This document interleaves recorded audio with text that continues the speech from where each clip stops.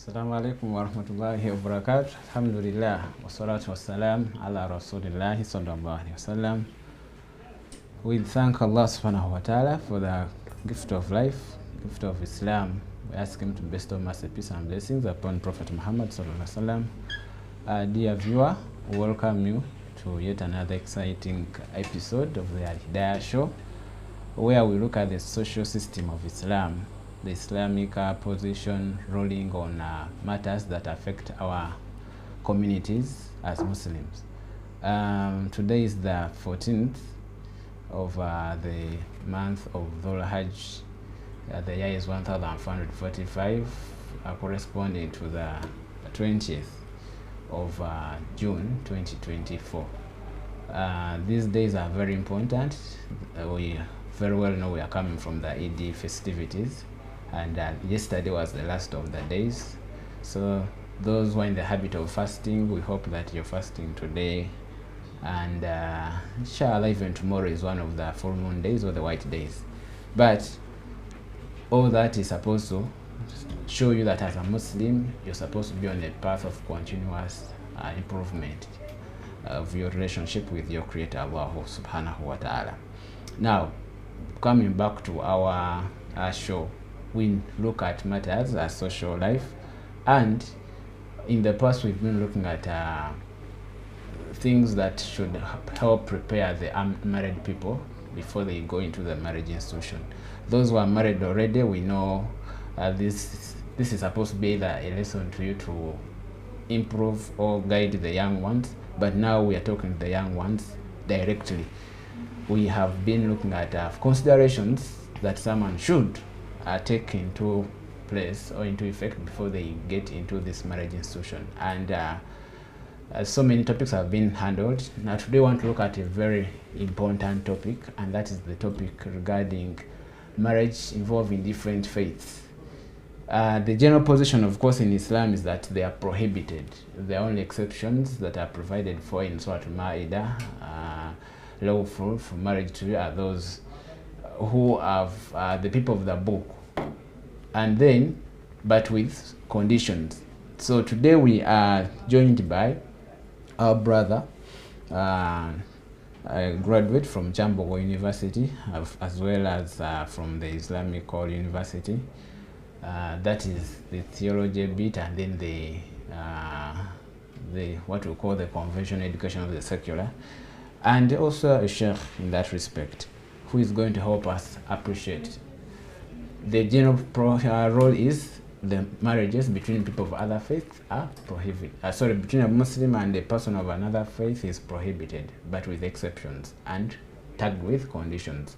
So we want to expound on this topic and then see the Muslim out there who is who says, I have this colleague of mine at the workplace, a colleague at the university, we are studying in the same course, or sharing the same hostel, but they are not Muslim, either male or female. What should be the Islamic position and ruling on the same? So to join us, discuss this topic is our brother, Yusuf Ali Brafu. I'm going to request him to say salam, and then we see how to proceed. Assalamu alaikum wa rahmatullahi wa barakatuh. Wa alaikum salam wa rahmatullahi wa barakatuh. MashaAllah. Sheikh Yusuf, you're most welcome. Thank you. Thank you for hosting. The viewers out there, we want to hear from you. The general position is that we are prohibited to engage in marriage with people of the other faith, but there are exceptions that are provided for in the Quran and the Sunnah. So, as a starting point, when we talk about the whole institution of marriage, it is based on values, based on interests. As we start off, what are some of the considerations you want this person to first appreciate before even they can think of going to the discussion of marrying from a different faith? Bismillah, salatu wassalam ala rasulillah, sallallahu alayhi wasallam. First of all, I would like to thank you for hosting me to have a talk with my fellow brothers and sisters out there about this very interesting topic. As far as I've studied, I would say that there is nothing in the religion of Islam that Allah gave us to exploit our emotions and desires.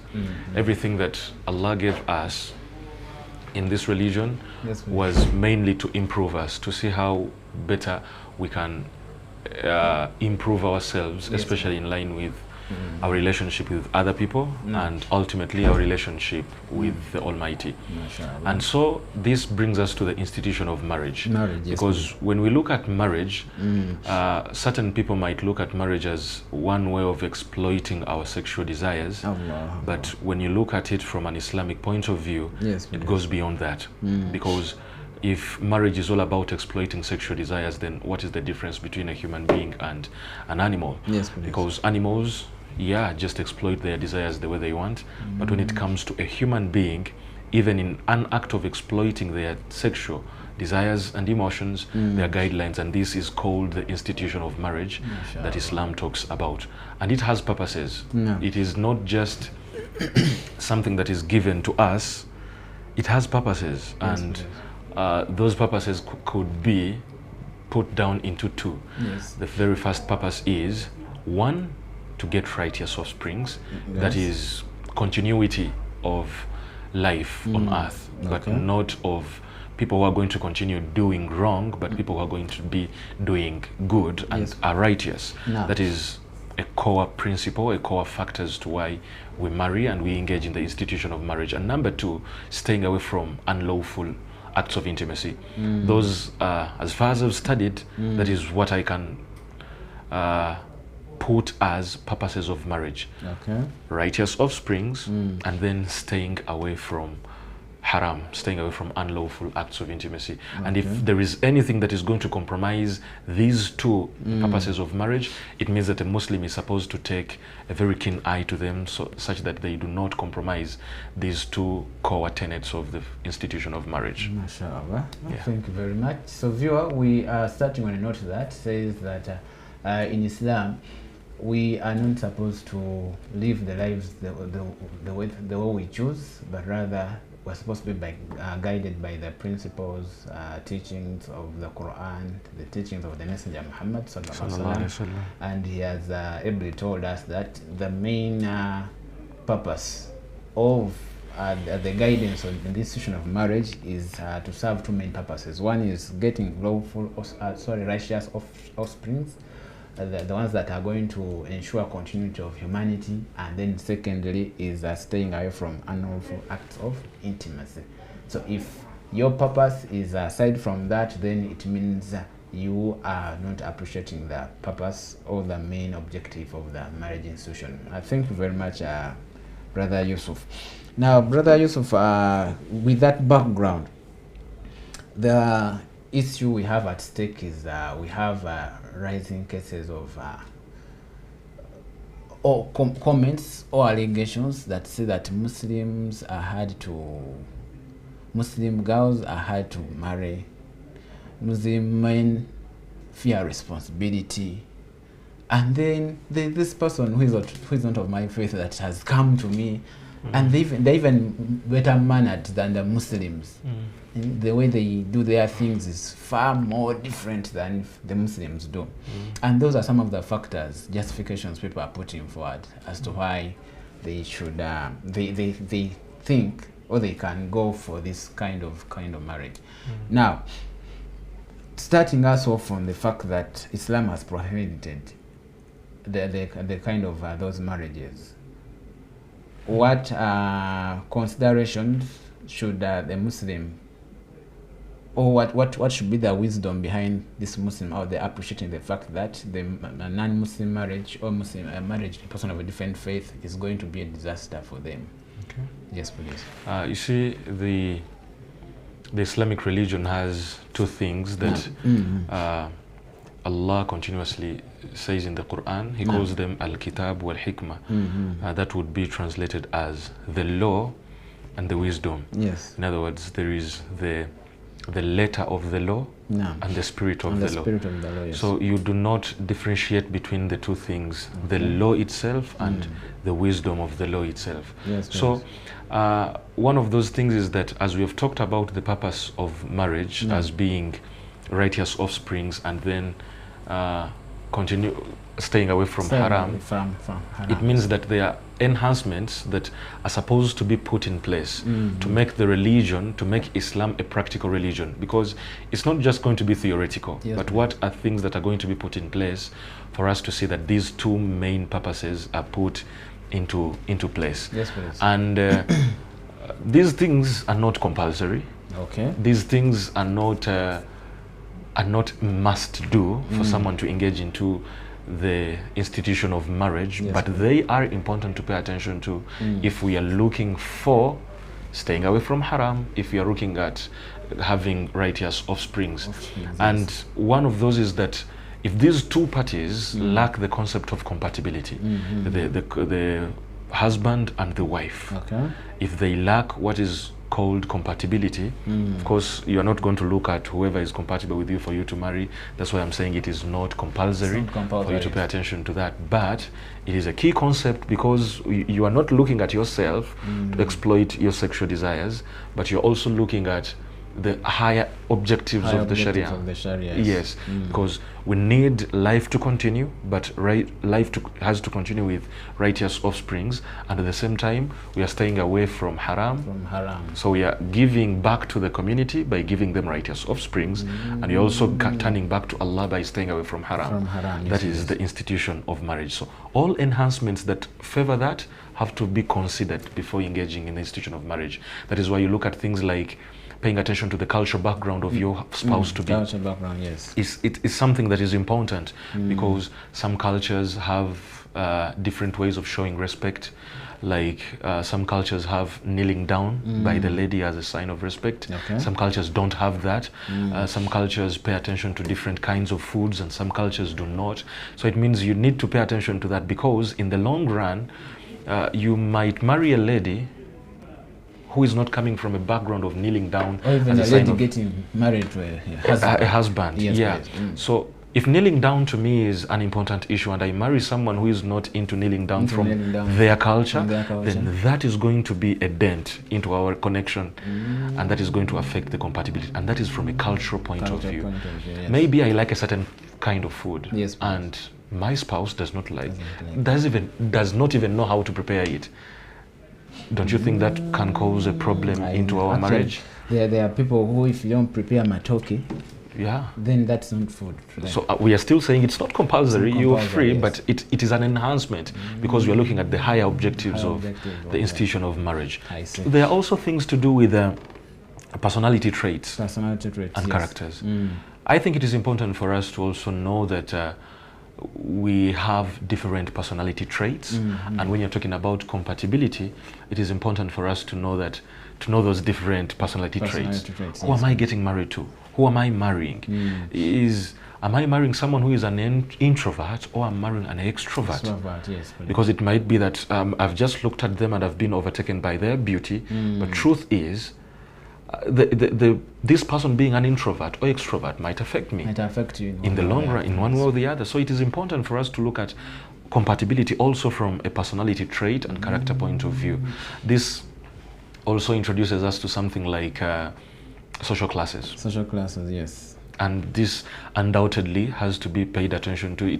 We do not mean that if a man marries from a lady of a higher social class, the marriage is not valid or it is haram. No, we are still emphasizing that it is not compulsory, but it is important for you to pay attention to it, because it affects the concept of compatibility, and it affects the institution of marriage in the long run. So you look at the social class.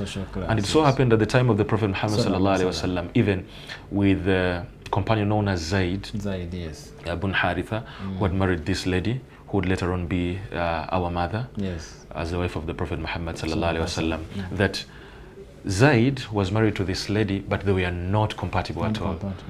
Yes. And Zaid would occasionally complain to the Prophet Muhammad sallallahu alaihi wasallam, and the Prophet would advise Zaid to stay with this lady. But in the long run, the marriage didn't work out. And Allah says, when Zaid was done with her, we gave this lady to you for you to marry. So the issue of social class is also important, because we are looking at how are we building bridges inside this marriage. How are we making sure that these two people are still connected? And if we start off a marriage on grounds that do not have compatibility in them, it means the whole institution is going to be broken. And this is a plus for shaitan, because he vowed to separate between man and woman, husband and wife. And if we are giving shaitan those grounds, it means that we need to even pay attention to how are we entering this institution of marriage. And also that brings us to the issue at hand. Allah. MashaAllah, thank you very much.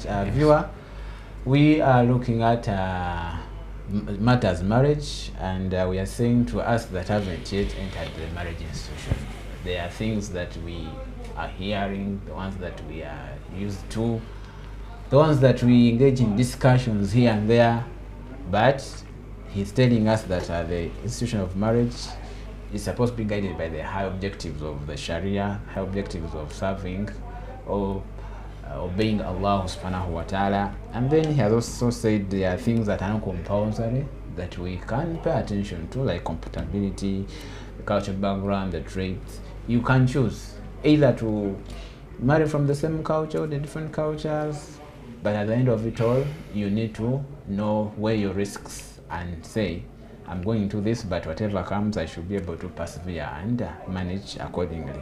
So that takes us to now the consideration at hand, the one of that involves now different. Actually, we are going to, I think, have it into two facets: the inter and the intra-faith marriage. Inter, those that outside us, we are looking at the Jews, Christians. I don't know whether even we call them traditional religion. The ATR. The ATR. And then we also have, there are also other international denominations that perhaps we are not so confident with here.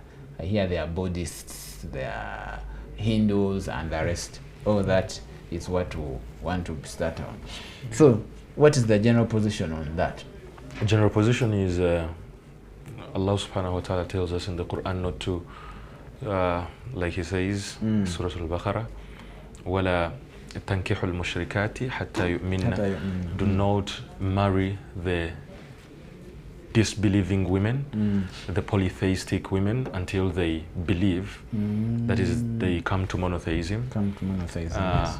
And Allah subhanahu wa ta'ala emphasized that وَلَا أَمَةٌ مُؤْمِنَةٌ خَيْرٌ مِّن مُشْرِكَةٍ وَلَوْ أَعْجَبَتْكُمْ. That the slave girl who is a believer is better than a free lady who is a polytheist, even when this polytheist amuses you. Even when you look at them and you're like, wow, this is someone who can be my wife. Allah says that a slave girl who is a believer, a Muslim, is better than that slave girl, and vice versa. The ayah continues to talk about also the men. The men also need to marry. Yes, something like that. But that is the general now perspective. Yes. But now there is this controversial ayah that actually we wouldn't have this discussion if it weren't for this ayah. If it weren't for the ayah. It is the ayah that brings all this big discussion of marrying outside faith, and it also crosses to concerns that because the ayah clearly stipulates that Muslim women, from today, it is halal for you to marry the chaste believing women and the chaste women from among the people of the book, that is the Jews and the Christians. So the ayah explicitly says it is permissible for men to marry the Jewish women and the Christian women. But there is nothing from the Quran or the Hadith that seems to talk about women getting married to yes, the so other in side. other words, for clarity purposes, the viewer should appreciate that the verse that we are talking about, Surah Ma'idah, it is verse 5. Verse 5, chapter 5 and verse 5. Yes. It is only Muslim men who are allowed to marry chaste Jewish and Christian women. Yes. But as for the women, there's nothing for them. They are completed stopped from okay, thank you very much. So now the big question is, yes, why?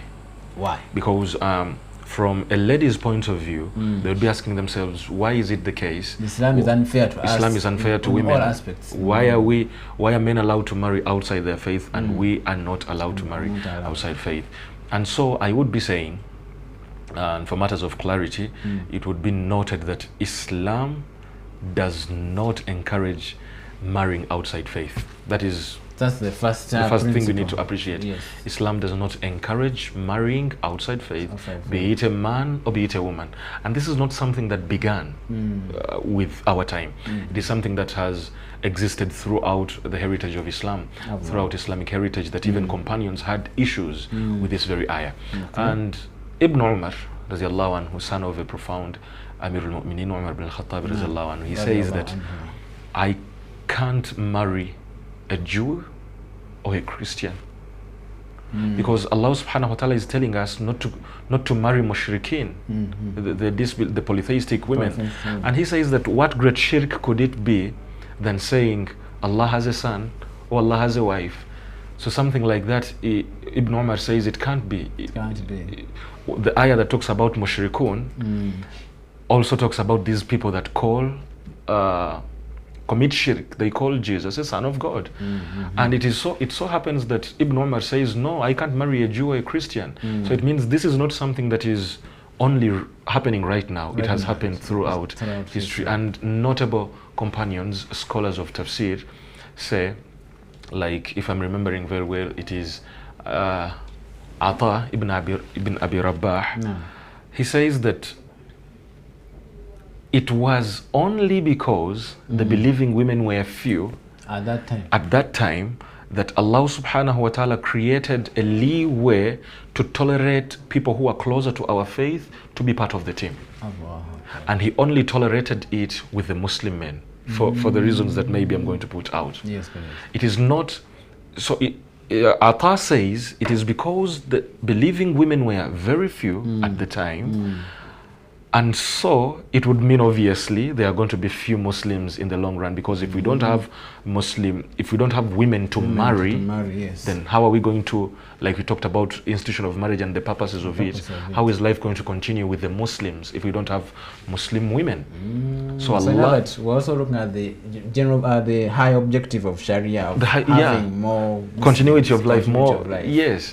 So it so happens that scholars of tafsir do not look at this ayat on the they have a deeper look. They look at it into them, the context, the historical context of it all. Like Ata, he says it is because the Muslim women were very few, so Allah was going to find a leeway of how he can see that life continues and these people are Muslims. And how was he going to do it? He was going to permit it to men to marry people who are close to our faith, because the Jews and the Christians, from the people who are not Muslims, the Jews and Christians are closer to Islam than anyone else. I see. So as far as the Quran is concerned, there are two kinds of disbelievers. The first kind of disbeliever is the Jew and the Christian. Yes. And a Jew and a Christian, quote unquote, they are monotheistic. In nature. They believe in the oneness of God. That is the true teaching of Judaism, the true teaching of Christianity. Yes. One God. These are actually, they are called Abrahamic religions. Yes, the three Abrahamic religions, we have Islam, Judaism, and Christianity. They all go back to the concept of God is one. Even though we differ in other aspects, yes, that thing puts us closer. And some of those aspects are like, they do not believe in the Prophet Muhammad sallallahu alaihi wasallam, but they believe in the oneness of Allah. So if Allah was going to find a leeway for how Muslims are going to rise up in number, but still not compromising what we believe in, so he says that Muslim men, as of now, you can marry Jewish and Christian. And he put a condition: chaste Jews and Christian, meaning you're not going to marry any Jewish woman or a Christian woman. Thank you very much. Viewer, we are looking at the aspect of marrying from different faiths.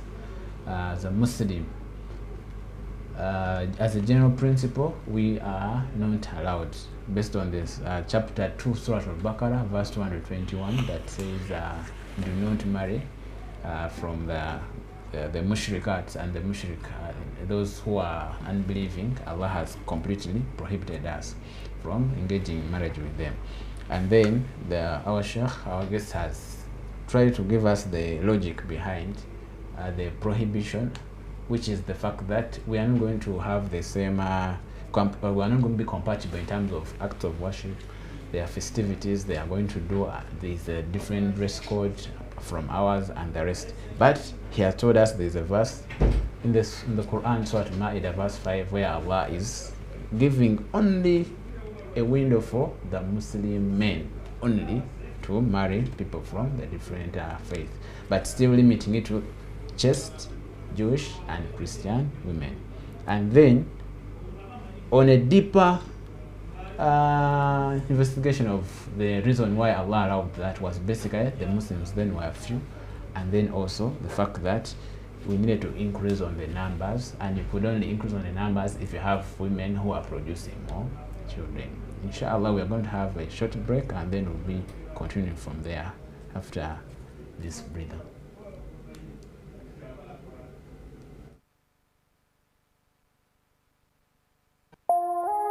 Eno Ye Salam TV.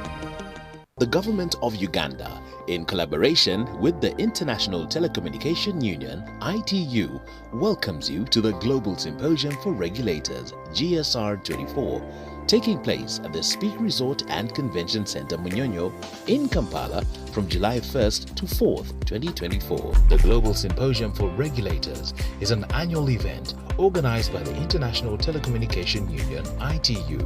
The GSR brings together 700 international delegates, including the world's telecommunication and information communication technology regulators, policymakers, and industry stakeholders. Let's work together to promote regulation for impact. Welcome to GSR 24 Kampala.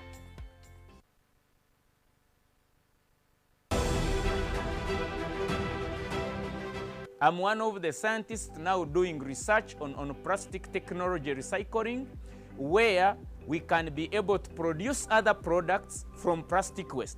For example, we are trying to develop a plastic tile with sand plastic tile, that it is unbreakable, it can be shifted from one roof to another. So this is a project we are working on. It's our initiative as Kazire Group of trying to reduce waste from the environment. Brothers and sisters, Taso Butonde for a better Uganda. This message is brought to you by National Environment Management Authority, Kampala Capital City Authority, Vivo Energy, Airco, Pepsi, Stanbic Bank, and NBS TV.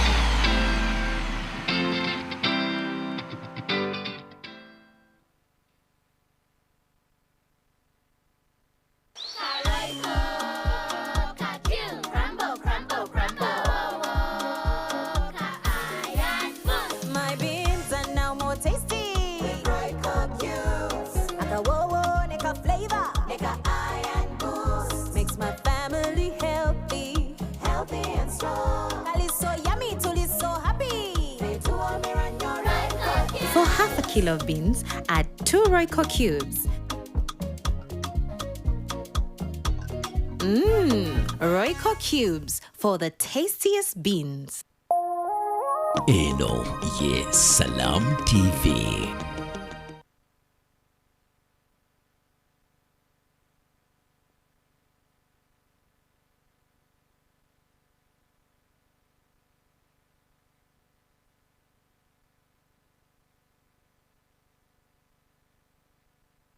Assalamu alaikum wa rahmatullahi wa barakatuh. Alhamdulillah wa salatu wa salam ala rasulillah sallallahu alaihi wasallam. Viewer, we welcome you back from the short break. We are looking at matters, Islam and the social system of Islam is the social system of Islam, where we have been looking at a series of topics that are geared towards preparing and guiding the unmarried on their journey towards the institution of marriage. And today we are looking at the aspect of marrying from people of different faiths.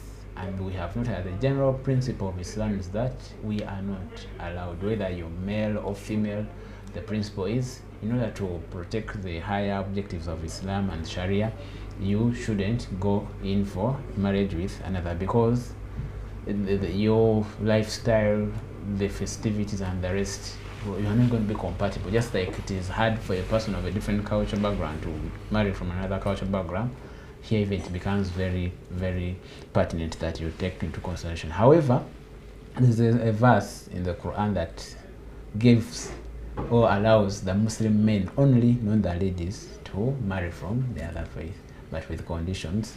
One of which is there are only supposed to be two denominations, the Christian and the Jews. So it means if you want to marry from a Buddhist, Hindu, then your case is far different. At least for the Christian and the Jews, for them they are mentioned in Surah Ma'idah verse 5, where Allah says lawful for marriage are just believing people of the book, or just believing women from the people of the book. And Allah has mentioned that in chapter 5 verse 2 to 1.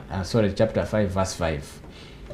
Before we went for the break, the Shaykh was telling us that however, even that exception or permission is also qualified by the fact that when the scholars try to investigate the circumstances under which Allah permitted us during the time of the Prophet to marry from them, is because the conditions then were few Muslims, and then in order to protect and ensure that Islam continues, perhaps the female gender would, since they were closer to us, they could be married, and perhaps they would still appreciate Islam and then raise righteous children for the Ummah of Islam.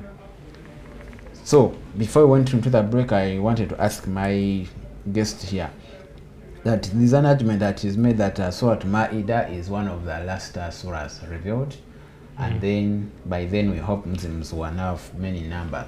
Don't you think I would be right to make an argument that the Muslims, Islam was growing progressively in terms of numbers by then, towards the death of the Prophet ﷺ?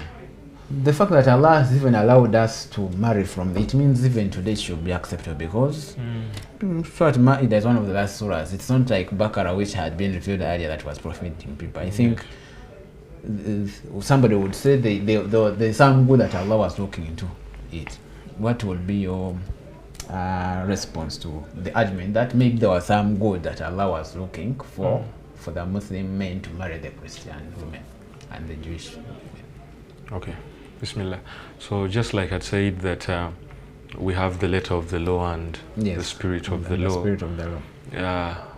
Fast forward, if I get to your question, fast forward is that at the time of Umar bin al-Khattab radiallahu anhu, he had prohibited interfaith marriages. Yes, please. Even with a clear ayah from the Quran, he had prohibited interfaith marriages, and his argument was, if we allow people to marry outside Islam, if we allow our men to marry outside Islam, who is there to marry our Muslim women? Allah. Meaning, women are not allowed to actually eat. If we take out this argument of who will marry our Muslim who is going to marry our Muslim women, I think the argument with even the other ones would come and marry them. Yeah, but there is nothing expressed in the Quran to give them that leeway. So what you're saying is that the spirit of the law has what is the context?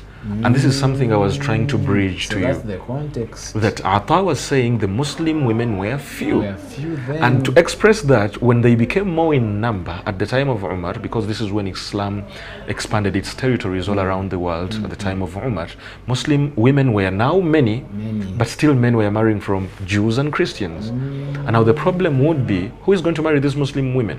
because they are not allowed to get married from other faiths. And yet you who are allowed to marry them are marrying from other faiths.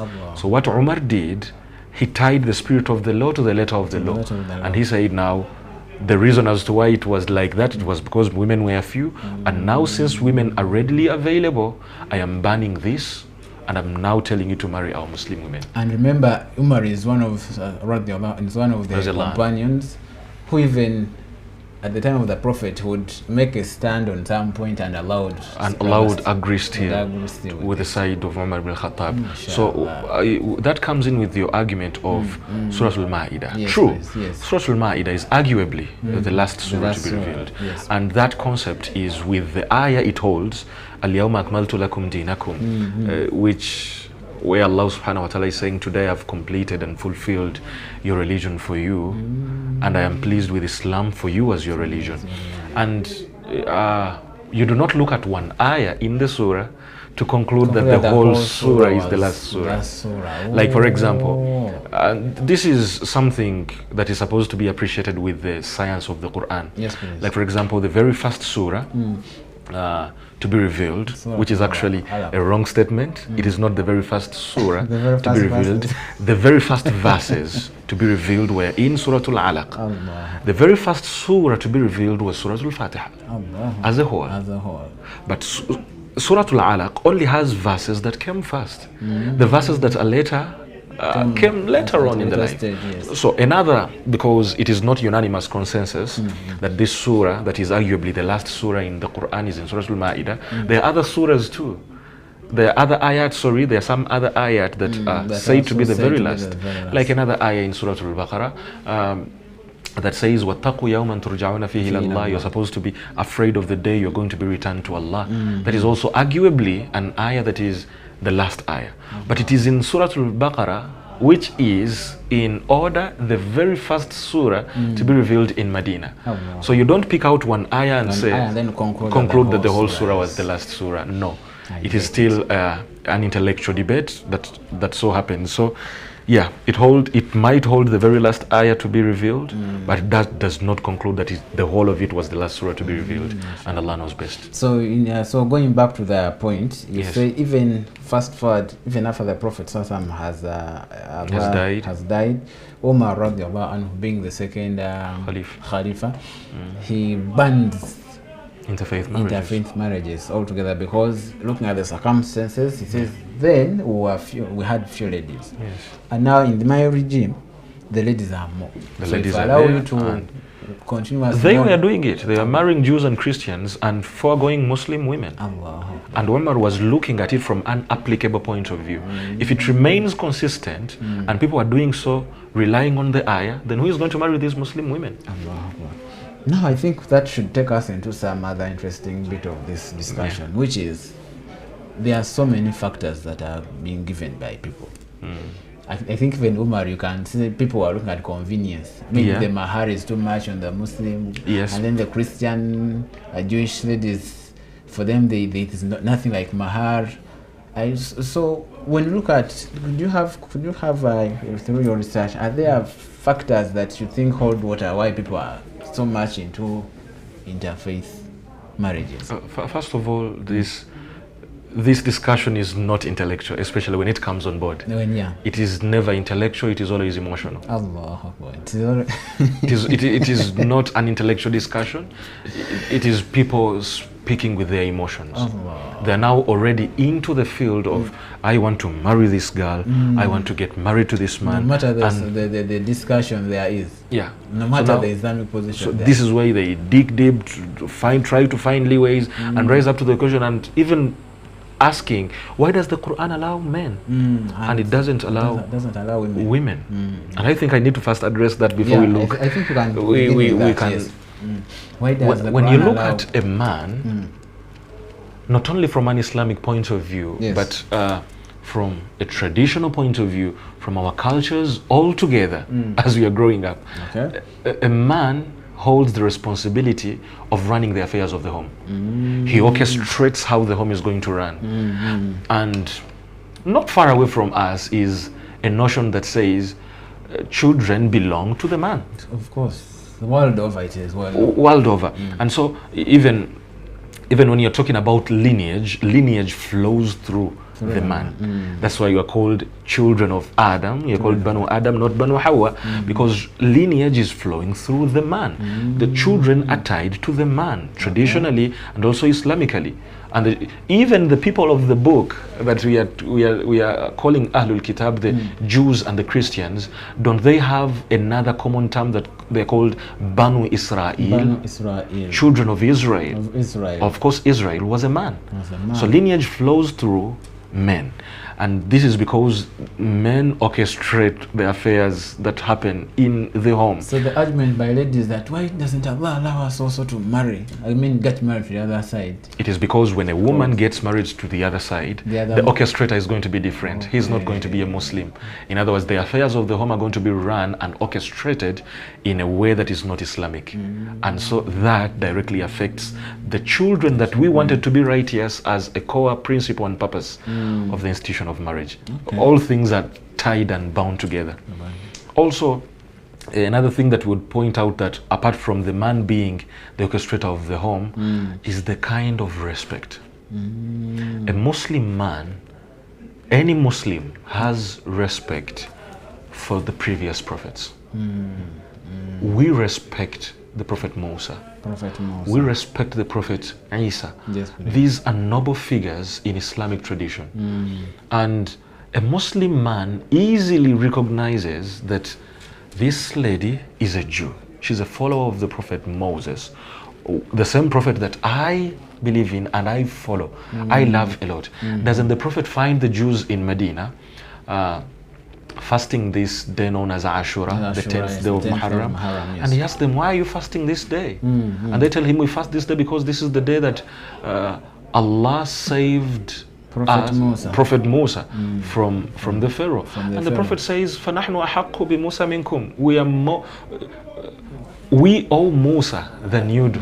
We owe Musa more than you do. More than you do. Yes. So the Prophet says, if for the Muslims, you either fast one day before or after, for us to show that we love Musa even more. So the kind of respect we attach to previous prophets puts us to a point that even when people we are taking charge over in our families, if they're Jews that they're following the Prophet Musa, or if they're Christians and they're following the Prophet Isa, we are still okay with them because we respect whoever they follow. But now the problem is if it is a Jewish man or a Christian man marrying a Muslim lady, a Jew and a Christian do not have respect for the Prophet Muhammad sallallahu alaihi wasallam, and that kills the whole concept of compatibility inside this home.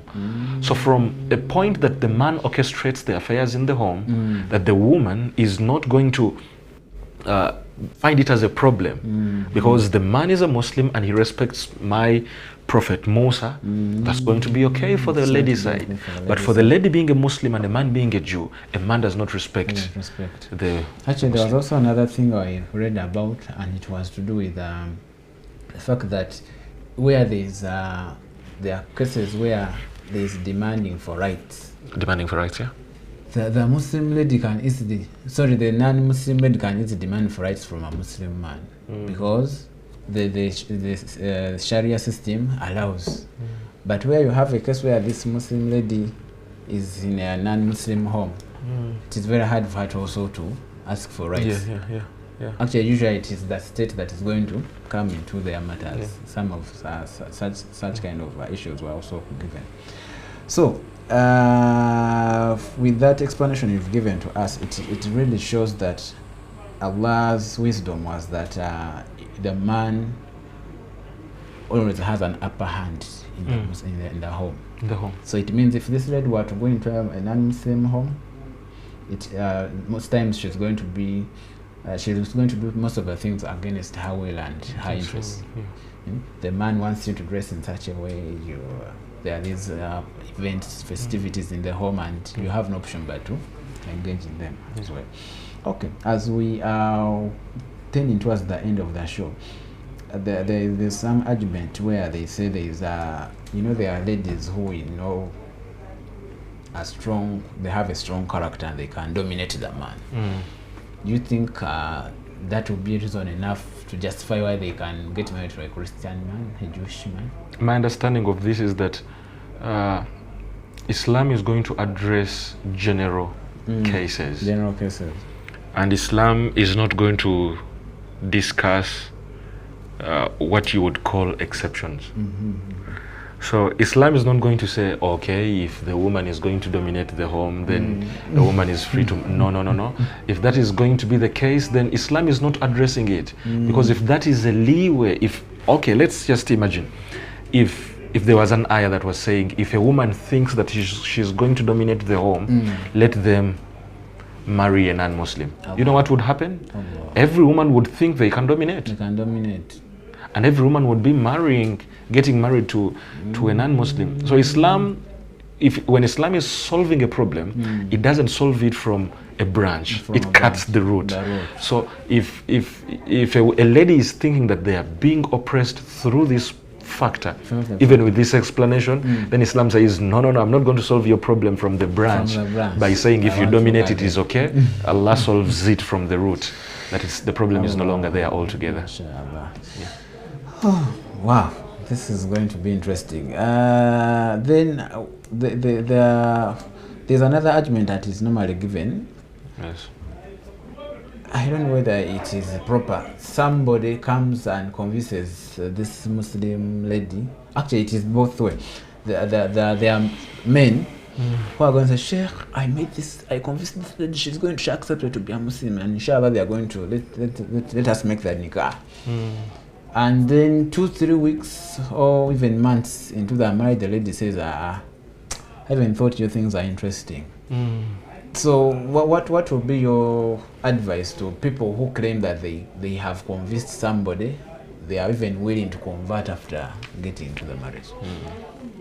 So my take on that, I think next time we shall discuss why it so happens and how we can try to solve it.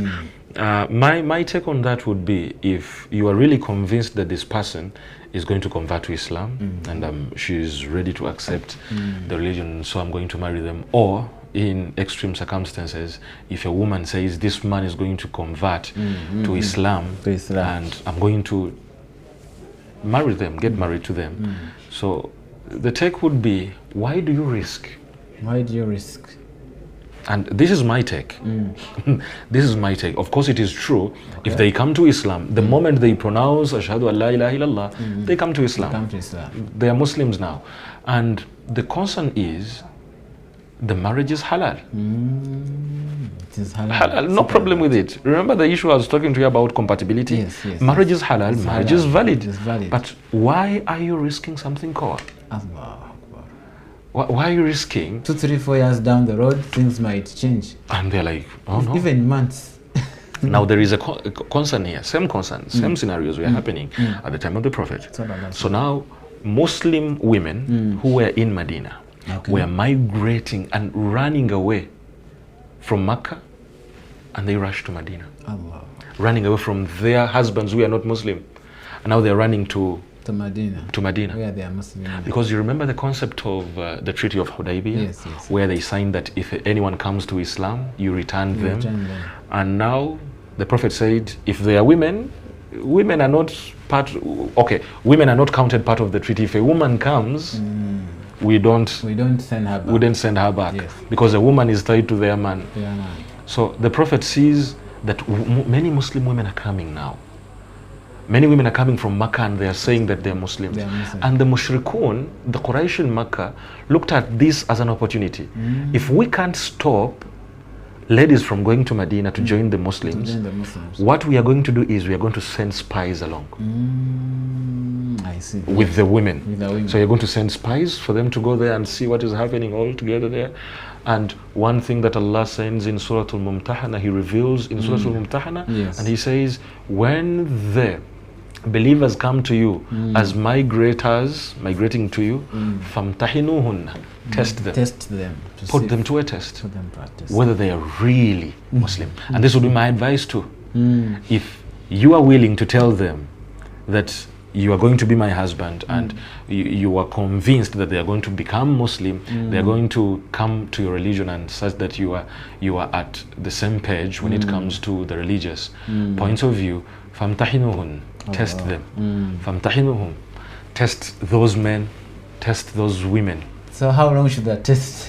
Because there's one famous sheikh in town, and he was saying, actually he was addressing students of Makerere, and he was saying, you people, you're there in those Mary Stewart and Sevilla, you know, those are the house at Makerere, and I was saying, you look at this lady and then you're so happy.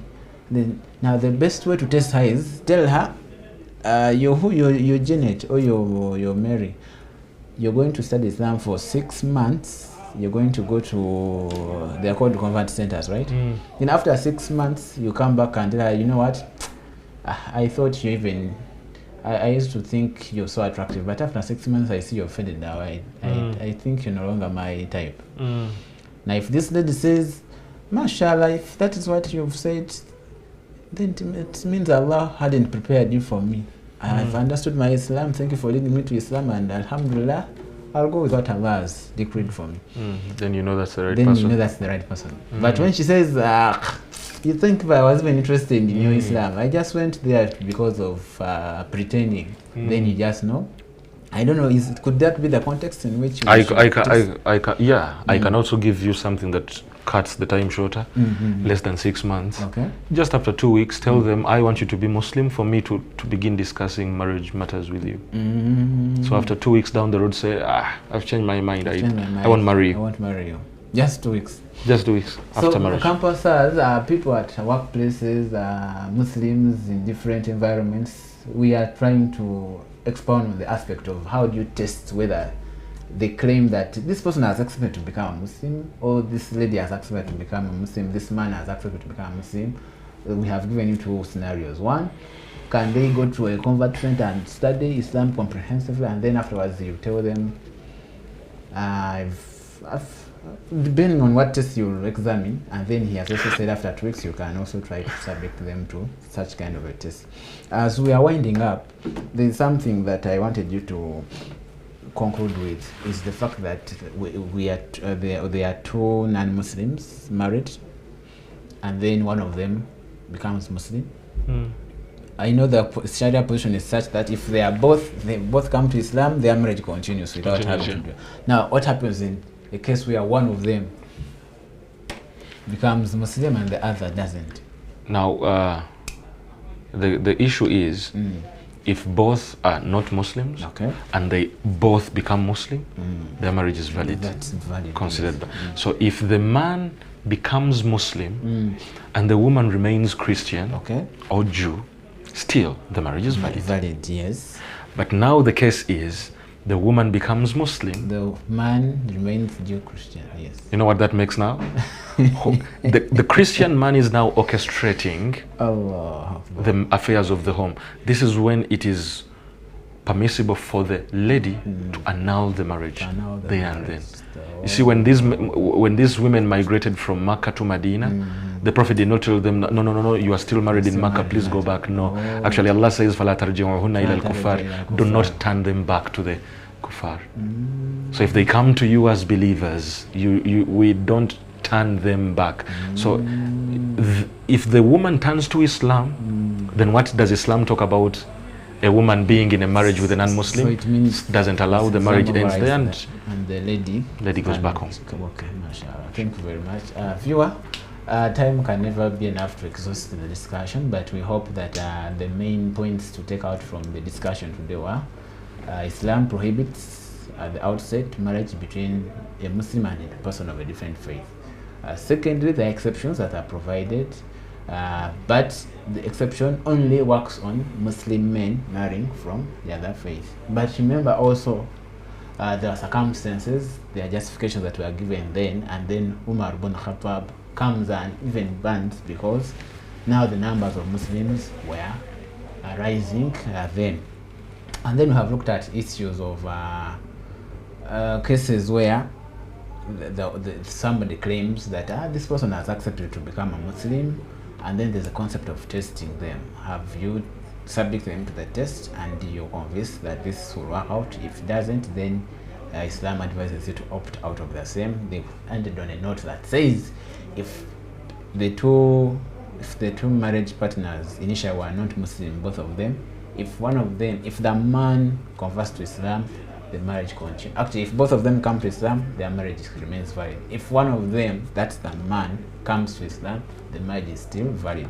But if the lady converts to Islam and the man remains in the other faith, then in such cases, Islam dictates that they should annul the marriage and the lady should get married to another person. Inshallah, we shall continue the discussion next time. Remember, you can always get this as a recording on the Salam YouTube channel, YouTube page. You type Salam Alhidaayah and then you will be getting a recap of the show, inshallah. Otherwise, I want to wish you a fruitful end to the week.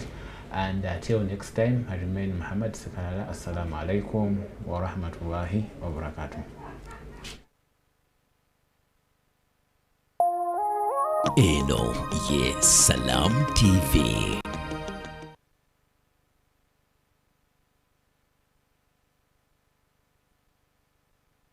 Adhan ngekutuswa